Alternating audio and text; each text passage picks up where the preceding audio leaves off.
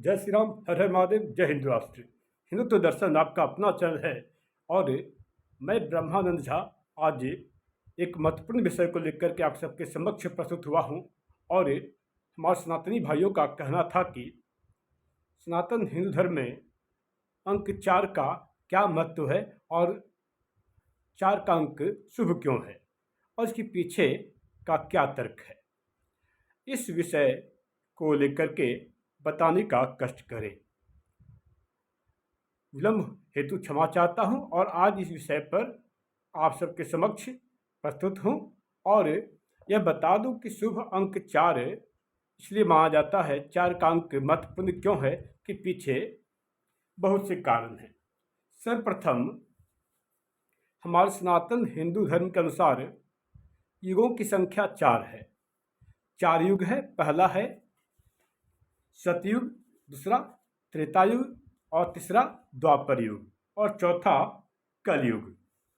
और सतयुग की अवधि है 17,28,000 वर्ष और त्रेता युग की अवधि है 12,96,000 वर्ष और द्वापर युग की अवधि है 8,64,000 वर्ष और कलयुग की अवधि है 4,32,000 वर्ष।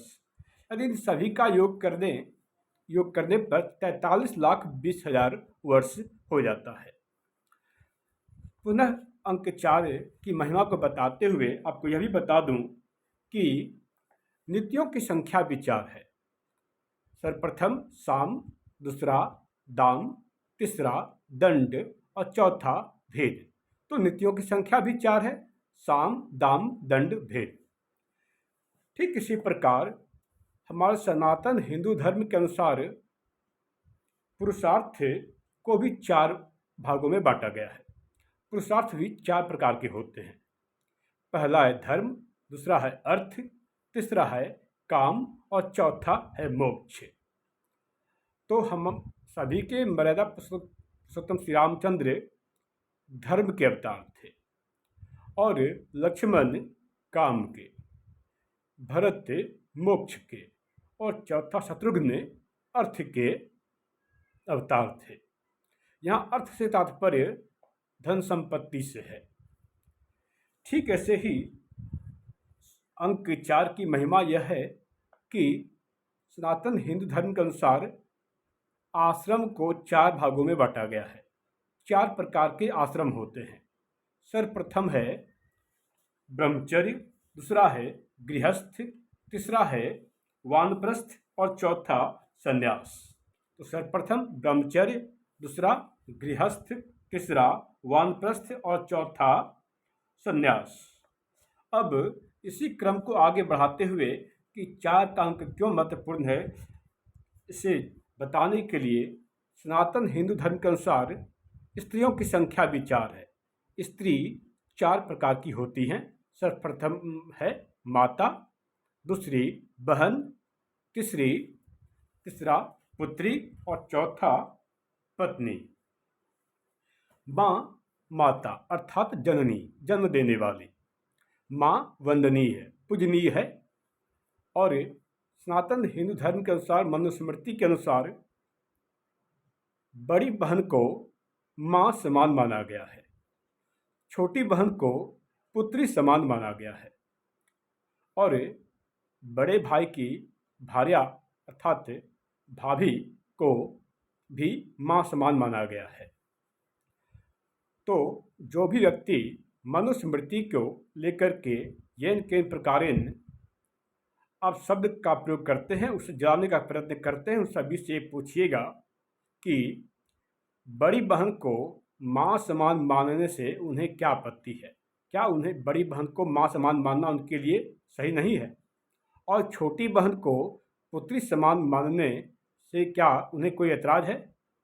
तीसरा, बड़े भाई की भार्या अर्थात पत्नी को अर्थात भाभी को माँ समान मानने से उन्हें क्यों कोई समस्या है? अतः मनुस्मृति को लेकर के ऐसे राग गलापने वालों के लिए मैं यही कह सकता हूँ कि पहले वो मनुस्मृति को पढ़ें, उसका अच्छी तरह से अध्ययन करें, उसके बाद ही कुछ मनुस्मृति को लेकर के बोलें। अब इसी प्रकार सनातन हिंदू धर्म के अनुसार वेदों की संख्या भी 4 है। सर्वप्रथम है ऋग्वेद, दूसरा है अथर्ववेद, तीसरा यजुर्वेद और चौथा सामवेद। सर्वप्रथम ऋग्वेद, दूसरा अथर्ववेद, तीसरा सामवेद और चौथा यजुर्वेद।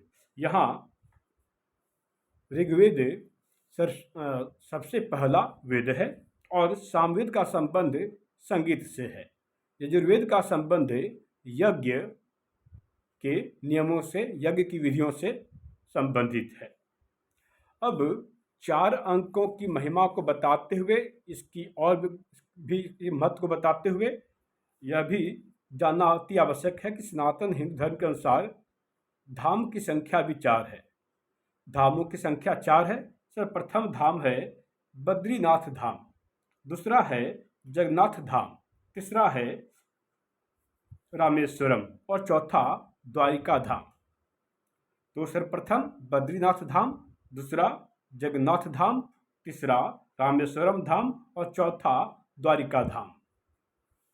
ठीक ऐसे ही सनातन हिंदू संस्कृति के अनुसार 4 प्रकार के मुनि होते हैं। मुनियों की संख्या भी 4 है। सर्वप्रथम मुनि का नाम है सनातन मुनि, नंबर दूसरा है सनत मुनि, तीसरा है समंद मुनि और चौथा है सजत मुनि। तो मुनियों की संख्या भी 4 है। तो 4 का महत्व आप भली भांति समझ सकते हैं। ठीक ऐसे ही सनातन हिंदू धर्म की संस्कृति के अनुसार और मनुस्मृति में भी वर्णों की संख्या को 4 बताया गया है। वर्णों की संख्या भी 4 है। सर्वप्रथम है ब्राह्मण वर्ण, दूसरा क्षत्रिय वर्ण, तीसरा वैश्य वर्ण और चौथा शूद्र वर्ण। और कर्म वर्ण जाति में अंतर होता है, इसे हम सभी में इस बात को समझना चाहिए। हालांकि द्वापर युग में जब महर्षि वेद व्यास जी ने महाभारत अर्थात महाभारत की जब रचना की थी, इस महाभारत को हम सभी जय संहिता के नाम से भी सुशोभित करते हैं और इसे महाभारत का एक और भी नाम है जय संहिता, और यह महाभारत संवाद शैली में है। तो जब महाभारत की रचना वेद व्यास जी ने की थी, इसके बाद वर्णों की संख्या 5 हो गई थी। वेद व्यास का वास्तविक नाम कृष्ण द्वियापनी था और वेदों की रचना करने के कारण इन्हें वेद व्यास के नाम से जाना गया। अब सनातन हिंदू संस्कृति का बखान करते हुए मैं यह भी बता दूं कि बेला की संख्या भी 4 होती है। पहला है प्रातः काल की बेला, दूसरा है दोपहर काल की बेला, तीसरा है साय काल की बेला और चौथा है रात्रि काल की बेला। सर्वप्रथम प्रातः काल की बेला, दूसरा दोपहर का बेला, तीसरा साय काल की बेला और चौथा है रात्रि काल की बेला। तो सनातन हिंदू संस्कृति के अनुसार गुरुओं की संख्या भी 4 है।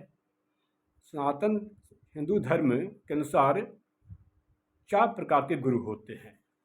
सर्वप्रथम माता, दूसरी पिता, तीसरा शिक्षक और चौथा आध्यात्मिक गुरु। सर्वप्रथम माता, दूसरा पिता, तीसरा शिक्षक और चौथा आध्यात्मिक गुरु। सबसे बड़ी और सबसे पहली गुरु माता होती है। माता जननी होती है, माता वंदनीय है। माता सर्वप्रथम गुरु की श्रेणी में रखी जाती है। इसी प्रकार प्राणियों की संख्या भी 4 है। तो सर्वप्रथम पहले 4 प्राणियों के नाम इस प्रकार हैं। जलचर नंबर 1, नंबर 2 है नभचर, तीसरा थलचर और चौथा उभयचर। तो प्राणियों की संख्या 4 है। पहला जलचर, दूसरा नभचर, तीसरा थलचर और चौथा उभयचर।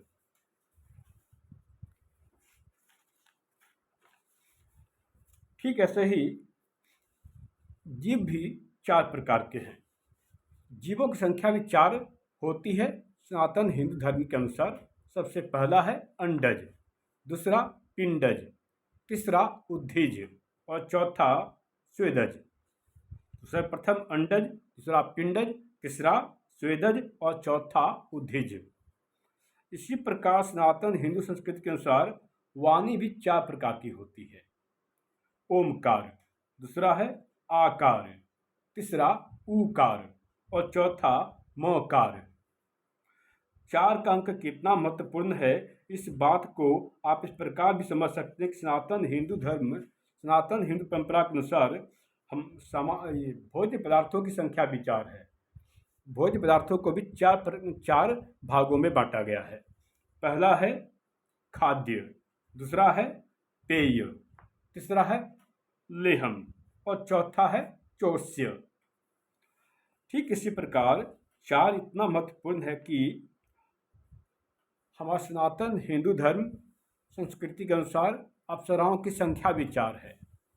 पहला है उर्वशी, दूसरा मेनका, तीसरा रंभा और चौथा तिलोत्तमा। और अंक 4 के गुण इतने हैं कि प्रमुख रूप से ऋतुओं की संख्या भी 4 ही होती है। सर्वप्रथम है वसंत ऋतु, दूसरा ग्रीष्म ऋतु, तीसरा है शरद ऋतु और चौथा हेमंत ऋतु। सनातन हिंदू धर्म के अनुसार 4 प्रकार के अंतःकरण भी होते हैं। जी हाँ, अंतःकरण की संख्या भी 4 है।